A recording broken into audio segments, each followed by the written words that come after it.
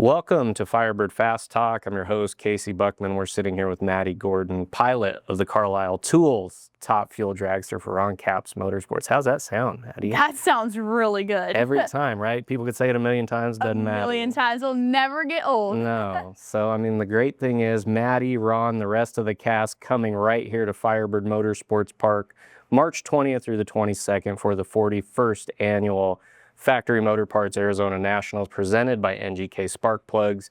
If I can say it just like that 1,000 more times between now and March 22nd, I think you got it down. I'm gonna be dialed in.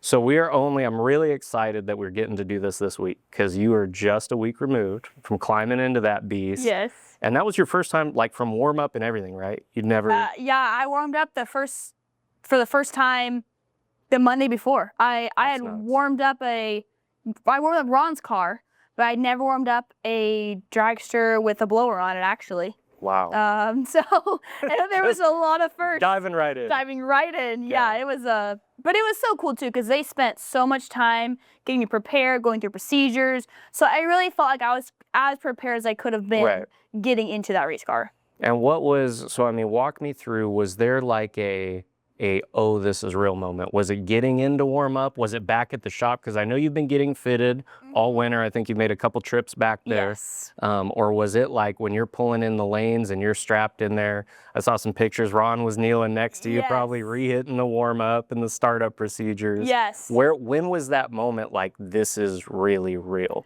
There was a couple for sure. I mean, the first one was, I'm like getting on the airplane. I was by myself because my parents came in the next day and I was getting on the airplane and I'm like, oh my gosh. Like a year and a half prior, actually more than a year and a half, was when Ron approached my dad talking about this. And I'm like, if I could have known this is really going to happen a year and a half ago, I don't know what I would have done.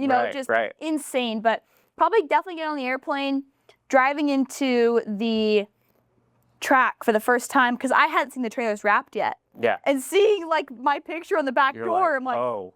Oh my gosh, that's really me. And then definitely sitting on the starting line in the water box, they cycled it over, they cleared it out. And then Chuck leans in and turns the switch on and said, are you ready?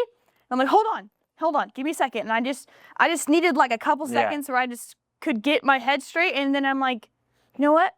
I got nothing else to think about. I just got to go hit the gas. So, all right, let's do it. So how was that first launch? You guys do like a 60 or how was that first pass? We were aiming to go to 330 for myself, and because we got new fuel system, new clutch, new motors, new blowers, everything's basically brand new. Right. So, for the tune-up wise and me, we were going to go to 330. And Rob's like, we'll be lucky if it gets 330. And once you get there, I'm sure you're going to want to let off anyway, so it'll be perfect.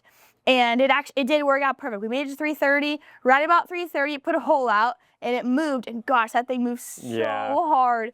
But it worked out great because I was lifting anyways. And I hadn't got to the part where it starts pulling yet, but it still was gnarly. And so that was going to be my next question, is everyone says, like I talked to Tony a lot when he first got in one, and that was one of the things, what you just said, that surprised him, like when a hole goes out, how much it pushes the car one way or another. But I mean, also just when the clutch goes 1-to-1 down track, he's like, it sets you right back. He goes, it's like relaunching.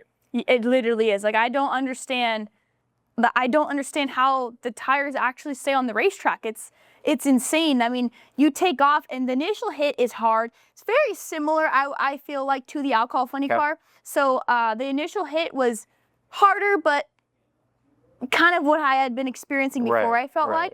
But it was when you get to like 300, 400 feet, you hear the engine drop, was just the weirdest thing, and then it goes faster.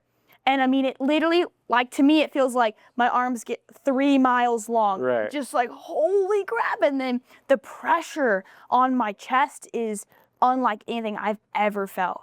It's gnarly. And that's what I think Selzy had told me one time. He's like, you're not used to it until you get 30 or 40 runs under your belt. He said 30 or 40 runs and then your brain can kind of catch up and you're kind of used to it at this point. I could see that. I mean, even when I drove the funny car, it just takes time for your brain to actually comprehend what's going on because your body can't, your brain can't comprehend that quickly yet. It needs like time to rehearse. And it's not normal. It's not normal. It's not like anything you can compare to. It's the coolest thing ever. And I was actually talking to somebody else about it, and It almost reminds me of the power band on a two-stroke. Okay. You're going, and then all of a sudden, that same amount of throttle just, it's like, okay, wait, that's kind of similar in a sense. You're right, right. I know, I love it. And I mean, one of the cooler things has been to watch you and Ron all off season.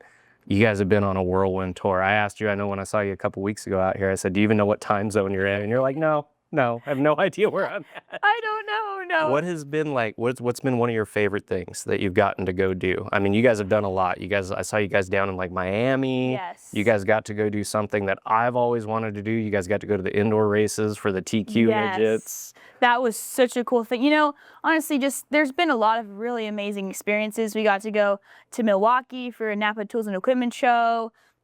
The indoor midget race. I got to go watch professional women's basketball players play, tour the Miami Heat facility. Yep. There's been a lot of really, really amazing experiences, meeting so many new people. But for me personally, you know, I'm going to say coolest experience, and the one I think I'm going to benefit most in this year is spending 8 days in Indy. Yeah. That was huge for me because I come from a family team. You literally could not be closer. I literally could not be closer to my team than what I was in the front of the car. And I do feel like that was part of our success, was how close, tight-knit we were. We knew everybody's strong points, weak points, how we can benefit each other.